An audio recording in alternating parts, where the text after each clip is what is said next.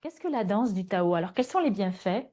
Donc, c'est la danse du Tao. Il faut d'abord expliquer que la danse du Tao va commencer par le mouvement du Tao. Donc, il faut libérer l'expression de notre âme à travers notre corps. Pour la plupart d'entre nous, on ne laisse pas notre âme s'exprimer suffisamment à travers notre corps, que ce soit par sa voix, son chant ou son mouvement. Beaucoup de nos paroles, de nos chants sont contrôlées, sont limitées, ainsi que nos expressions corporelles, en fonction de notre éducation, de notre culture, de ce qu'on a vu les autres faire, etc. Donc, on mimique un peu le reste des hommes et des hommes et des femmes autour de nous, puisque depuis qu'on est enfant, des adultes qui sont nos modèles, etc. Donc, ce qu'on veut faire, c'est on va vouloir libérer cette expression de l'âme.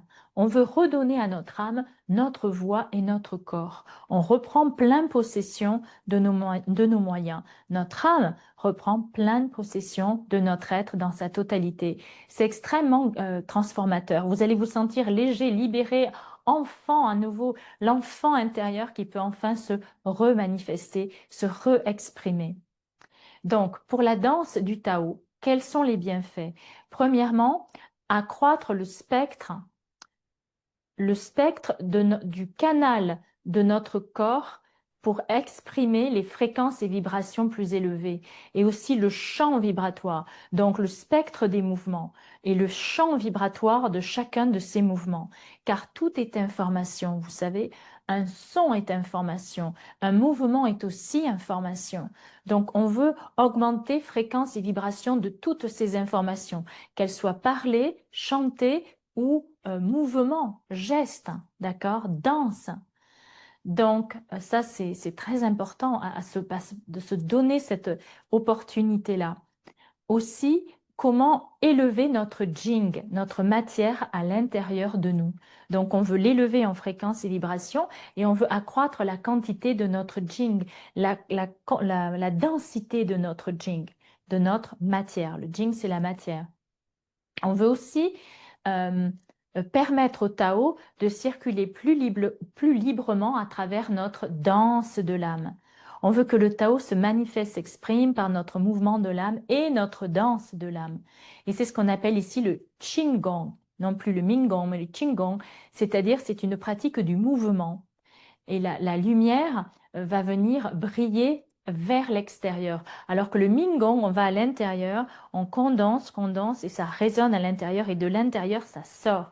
Ici, c'est Qigong, la lumière va rayonner vers l'extérieur. Donc, au lieu d'aller vers l'intérieur, se renforcer, on va aller vers l'extérieur. C'est un exercice d'expansion. D'accord? Donc, c'est expansion, contraction, voilà, en alterner jusqu'à ce qu'on soit un avec la source. D'accord?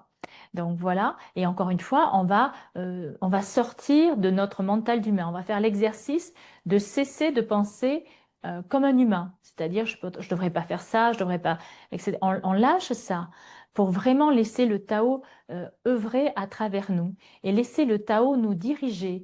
Le Tao diriger notre corps, diriger nos gestes, diriger notre mouvement.